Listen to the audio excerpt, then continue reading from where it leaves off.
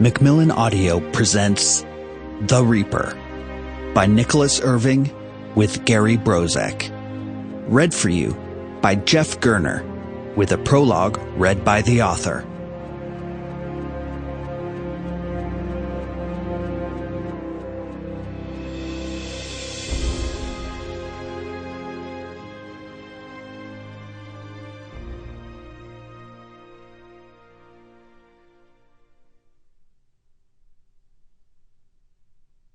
Prologue. The sound of my pager cut through the fog of my sleep. I sat up, bone-weary and achy, and slipped into my combat precision pants, adjusting the knee pads as I hopped towards my boots and other gear. Grabbing my rigger's belt with one hand and shrugging into my combat shirt with the opposite arm, I felt for the magazine pouch as I clipped on. As the rest of the members of 3rd Ranger Battalion squad made their way down the hallway for the mission brief, I felt the fog lifting. It was go time, and the adrenaline rush cascaded down my legs, making them hum with low-voltage electricity. I took my usual spot in the ready room, second row to the right of the screens, and adjusted my elbow pads. My spotter, Pemberton, took his place beside me. We nodded at one another and smiled, acknowledging an unstated fact of our current life in Helmand Province. This was shaping up to be as up-tempo as it gets. Groundhog Day, man. It's like freaking Groundhog Day. The old movie that Bill Murray was in about being caught in a time warp. Waking up every day to the same thing over and over again.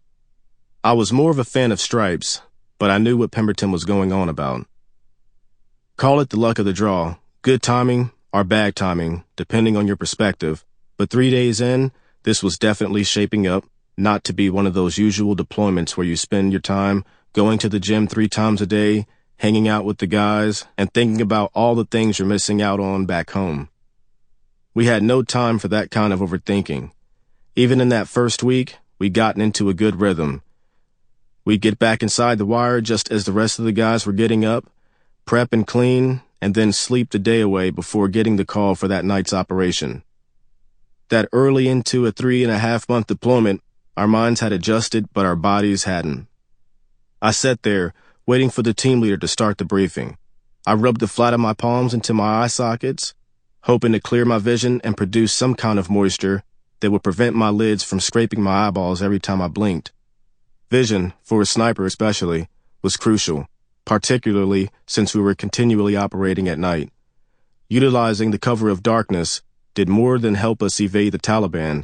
It helped us avoid the punishment the heat and the altitude handed out.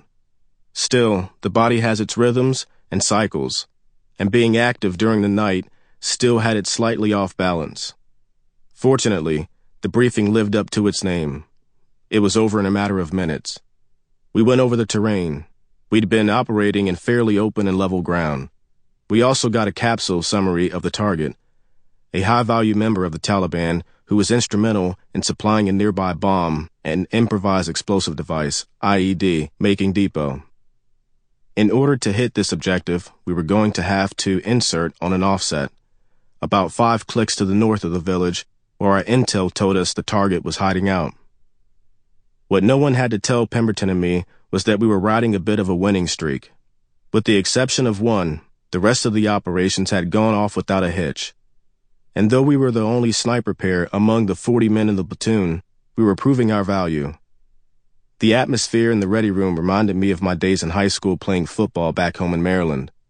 Even then I was kind of a secret weapon. I was no monster standing over 6 feet tall and weighing more than 200 pounds, neither then nor now. I was a little guy, a speedster to an extent, but someone whose primary skills were stealth and the ability to stay cool when the shit hit the fan. This was war, of course, and not a game. But the parallels were there in my mind and in that room. We were meshing as a team. The early season jitters had been reduced, if not entirely eliminated. We wanted to see... Sample complete. Ready to continue?